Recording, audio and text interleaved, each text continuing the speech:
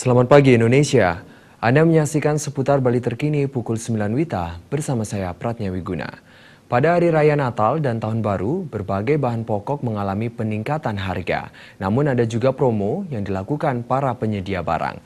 Meski demikian, ketelitian dan kecerdasan masyarakat sebagai konsumen harus lebih ditingkatkan untuk mengantisipasi pengeluaran yang berlebihan. Ketua Yayasan Lembaga Konsumen Indonesia Bali, Putu Armayo mengatakan, jelang Nataru mendatang tidak terlepas dari aktivitas jual beli barang secara besar-besaran, baik makanan maupun barang pokok lainnya sebagai penunjang perayaan tersebut. Tidak sedikit masyarakat kalap mata saat berbelanja jelang hari raya, sehingga barang yang tidak seharusnya dibeli akhirnya hanya menjadi beban pengeluaran yang tidak terkendali. Menurut Armaya, menjadi konsumen yang cerdas itu tidaklah sulit, asal mau belajar dan memahami perilaku diri untuk tidak semena-mena dalam melakukan transaksi yang berlebihan yang justru akan merugikan diri sendiri. Selain itu, menjadi konsumen yang cerdas dapat dimulai dari lingkungan keluarga dengan cara teliti dalam membeli, apalagi saat adanya diskon maupun promo. Masyarakat harus lebih selektif sebab saat ini banyak perusahaan yang pintar dalam mengelabui konsumennya.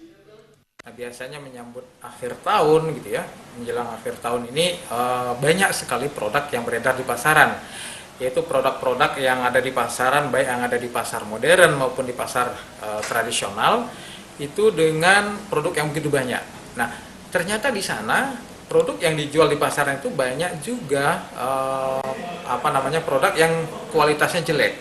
Selain kualitasnya jelek, di sana juga masih banyak produk yang memang seperti misalnya masa kadaluarsa, kemudian barangnya juga sangat-sangat berbahaya ya dalam arti. Nah, melihat kondisi seperti itu, sebenarnya konsumen juga harus hati-hati dalam memilih dan memilah produk ataupun barang-barang terutama makanan pada saat akhir tahun.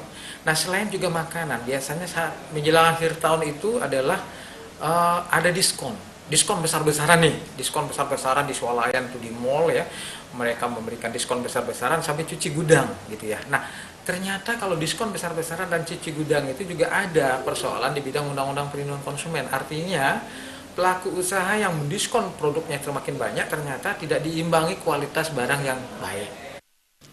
Masyarakat diminta untuk lebih teliti dan peduli akan haknya sebagai konsumen agar terhindar dari produsen nakal yang tidak bertanggung jawab yang hanya mencari keuntungan semata tanpa memikirkan hak para konsumen. Pera Widya Dandarta, Bali TV. Nantikan seputar Bali terkini 1 jam mendatang. Selamat pagi dan sampai jumpa.